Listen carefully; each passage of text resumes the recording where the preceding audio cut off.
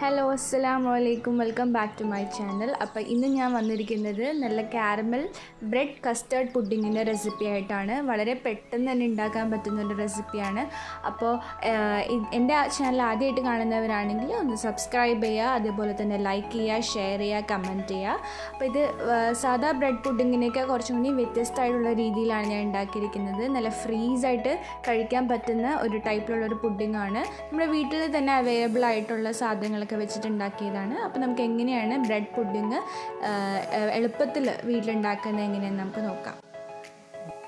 അപ്പോൾ ഇതിന് വേണ്ടിയിട്ട് ഞാനിവിടെ സേമിയ വെർമിസെല്ലി എടുത്തിട്ടുണ്ട്. ഞാൻ നിങ്ങൾക്ക് ആവശ്യമുള്ള എമൗണ്ട് വെർമിസെല്ലി എടുക്കാം. അതേപോലെ തന്നെ നെയ്യും എടുത്തിട്ടുണ്ട്. ഇത് ഞാനൊരു പാൻ നന്നായിട്ട് ചൂടായതിന് ശേഷം 3 ടേബിൾ സ്പൂൺ നെയ്യ് ഒഴിക്കുകയാണ്. നിങ്ങൾക്ക് ആവശ്യമനുസരിച്ച് നെയ്യുടെയും വെർമിസെല്ലിയുടെയും എമൗണ്ട് കൂട്ടുകയും കുറയ്ക്കുകയും ചെയ്യാം കേട്ടോ. അപ്പോൾ എനിക്ക് വലിയ ടേസ്റ്റ് അതിൻ്റെ ഇഷ്ടമല്ലാത്തതുകൊണ്ടാണ് ഞാൻ കുറച്ച് എമൗണ്ട് ആഡ് ചെയ്യുന്നത്. അപ്പോൾ നെയ്യ് നന്നായിട്ട് മെൽറ്റ് ആയതിന് ശേഷം നമുക്ക് നമ്മുടെ വെർമിസെല്ലി നന്നായിട്ട് മിക്സ് ചെയ്ത് ബ്രൗൺ കളർ ആവുന്ന വരെ നന്നായിട്ട് ഇളക്കി കൊടുക്കാം.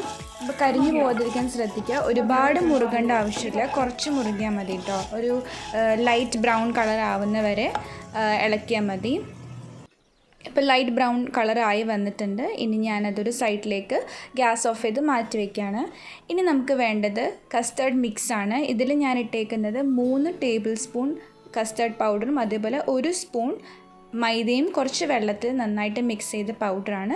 അത് ഞാൻ നന്നായിട്ട് തിളച്ച പാലോട്ട് കൂടെ ഒഴിക്കുകയാണ്. ഇതിൻ്റെ ഒപ്പം ഞാൻ 4 ടേബിൾ സ്പൂൺ പഞ്ചസാര ഇട്ടിട്ടുണ്ട് കേട്ടോ.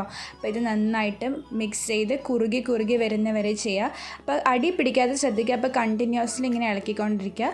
ഇതാണ് നമ്മുടെ കറക്റ്റ് കൺസിസ്റ്റൻസി. ഇത് ഞാനിനി വേറൊരു ബൗളിലേക്ക് മാറ്റാണ്. അപ്പോൾ ഞാൻ വേറൊരു ബൗളെടുത്തിട്ട് നമ്മുടെ കസ്റ്റർഡ് മിക്സ് ഇതിലോട്ട് ആഡ് ചെയ്ത് കൊടുക്കാം. ചൂടോടുകൂടി ഞാൻ ആഡ് ചെയ്ത് കൊടുക്കാം കേട്ടോ. ഞാൻ തണുക്കാനൊന്നും വയ്ക്കുന്നില്ല. ഇനി ഇതിൻ്റെ മുകളിലോട്ട് നമ്മൾ നേരത്തെ ഫ്രൈ ചെയ്ത് വെച്ച വെർമിസെല്ലി ആഡ് ചെയ്ത് കൊടുക്കാം.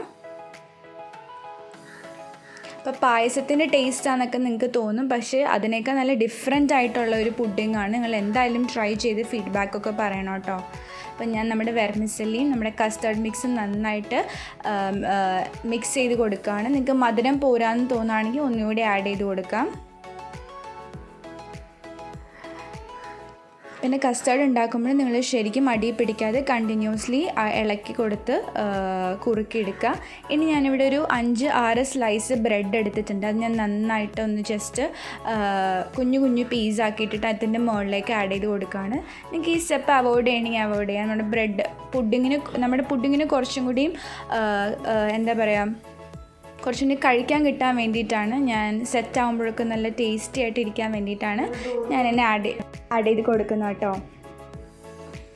ഇനി നിങ്ങൾക്ക് ഇഷ്ടമുള്ള നട്ട്സ് ആഡ് ചെയ്ത് കൊടുക്കാം. ഞാനിവിടെ കപ്പലണ്ടിയാണ് ആഡ് ചെയ്ത് കൊടുക്കുന്നത്, റോസ്റ്റഡ് കപ്പലണ്ടി ആട്ടോ. അപ്പോൾ നിങ്ങൾക്ക് വേണമെങ്കിൽ കാഷ്യൂ നട്ട്സോ പിസ്ത, ആൽമണ്ട്, റീസൺസ് എന്ത് വേണമെങ്കിലും ആഡ് ചെയ്ത് കൊടുക്കാം കേട്ടോ. പിന്നെ ഞാനിവിടെ ഈന്തപ്പഴം ആഡ് ചെയ്ത് കൊടുക്കുന്നുണ്ട്. ഈന്തപ്പഴം ഞാൻ ഒരുപാട് മിക്സ് ആക്കുന്നില്ല, ജസ്റ്റ് ടോപ്പിങ്സ് പോലെ കിടക്കാൻ വേണ്ടിയിട്ട് അതിൻ്റെ മുകളിൽ ജസ്റ്റ് ആഡ് ചെയ്ത് കൊടുക്കുന്നതാണ്. എന്നിട്ട് ഞാനിതൊരു 1.5 hours ഫ്രിഡ്ജിൽ സെറ്റ് ചെയ്യാൻ വെക്കുകയാണ്.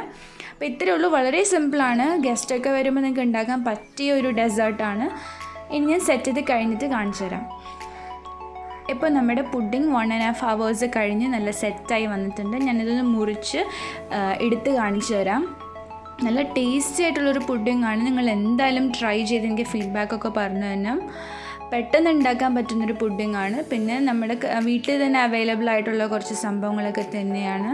അപ്പോൾ ഇനിയും പുതിയ റെസിപ്പി ആയിട്ട് ഞാൻ വീണ്ടും വരും. അതുവരെ അസ്സലാമു അലൈക്കും.